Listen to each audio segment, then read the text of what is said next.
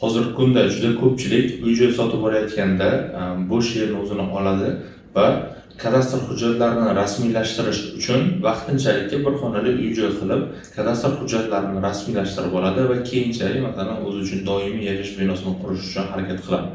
Mazkur holatda juda ko'pchilik katta xatolikka yo'l qo'yadi, ya'ni vaqtinchalik turar joy uchun kadastr hujjatlarini rasmiylashtirgan, kadastr hujjatlari chiqarilgan, hamma hujjatlar joyida, o'zi uchun yer maydoni ajratilgan, doimiy foydalanish huquqi mavjud va hech qanaqangi hujjatlarsiz o'sha hududda, ya'ni ajratilib berilgan yer uchastkasida aytaylik qo'shimcha binolarni qurib, 2 etajli yoki boshqa kattaroq uy-joy quradi va o'sha hujjatlar asosida foydalanib yuraveradi. Mazkur holatda O'zbekiston Respublikasi Fuqarolik kodeksi bo'yicha yangi qurilgan 2 qavatli bino inshoot, ya'ni o'zboshimchalik bilan qurilgan deb baholanishi mumkin bo'ladi.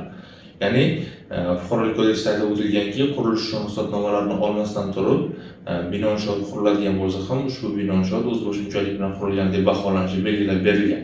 Ya'ni bu holatda siz o'sha binoni o'zingizga tegishli bo'lgan yerda qurgan taqdiringizda ham hech qanaqangi ruxsatnoma yoki boshqa hujjatlarsiz rasmiylashtirgan bo'lsangiz, ya'ni quradigan bo'lsangiz, bu holatda bu bino inshoot o'zboshimchalik bilan qurilgan deb baholanadi va u keyin da'vogar tomonidan, ya'ni kadastr va boshqa tashkilotlar tomonidan buzib tashlanishi yoki sizga nisbatan katta miqdorda jarima qo'llanishi mumkin bo'ladi.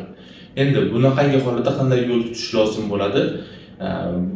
Bu holatda birinchi navbatda qurilish ishlarini boshlashdan oldin siz o'sha yer uchastkasida, kadastr hujjatlari bor yer uchastkasida rekonstruksiya qilish, qayta qurish yoki o'z hududida qo'shimcha bino inshoot qurish masalasi bo'yicha Davlat xizmatlari markazi orqali arxitekturaga murojaat qilasiz.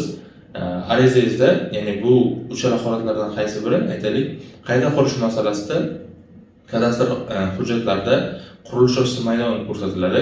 Ya'ni o'sha hududni o'zida siz binoni qurib, qaytadan quradigan bo'lsangiz, mana bu holatda qayta qurish deb baholanadi.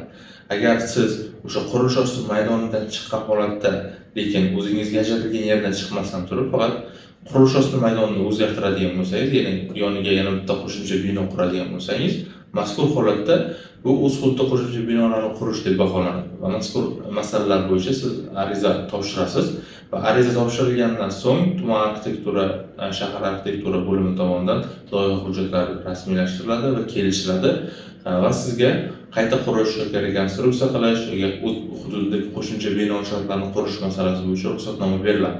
Mazkur ruxsatnomalar chiqarilgandan so'ng siz qurilish ishlarini amalga oshirish bo'yicha, ya'ni boshlash bo'yicha ariza topshirasiz va tuman arxitektura tomonidan qurilishlarni boshlash uchun ruxsatnoma beriladi.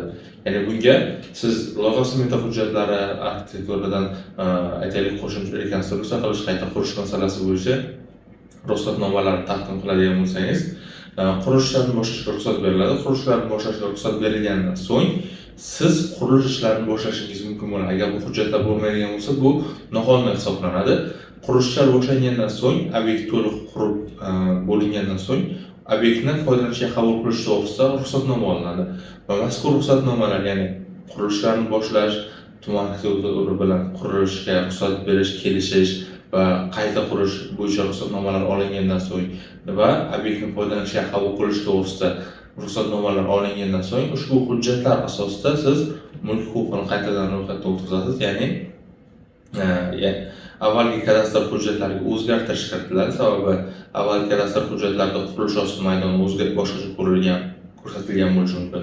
Bundan tashqari o'sha hujjatlar o'zgartiriladi. Kadastr hujjat pasportidagi obyektni chizmalari o'zgartiriladi. O'sha hujjatlari qaytadan rasmiylashtiriladi va shundagina ushbu qurilgan qo'shimcha yangi binoingiz qonuniy hisoblanadi va aytaylik hech qanaqangi javobgarlik keltirib chiqarmaydi. Agar siz ushbu qoidaga rioya qilmasdan turib hech qanaqangi ruxsatnomalarsiz qurilishlarni boshlab foydalanib keladigan bo'lsangiz, bu holatda tekshiruv o'tkaziladigan bo'lsa, shu bino inshoot o'zboshimchalik bilan qurilgan deb baholanishi va da'vogar talabi bilan buzilishi yoki sizga nisbatan katta miqdorda jarima qo'llanishi mumkin bo'ladi.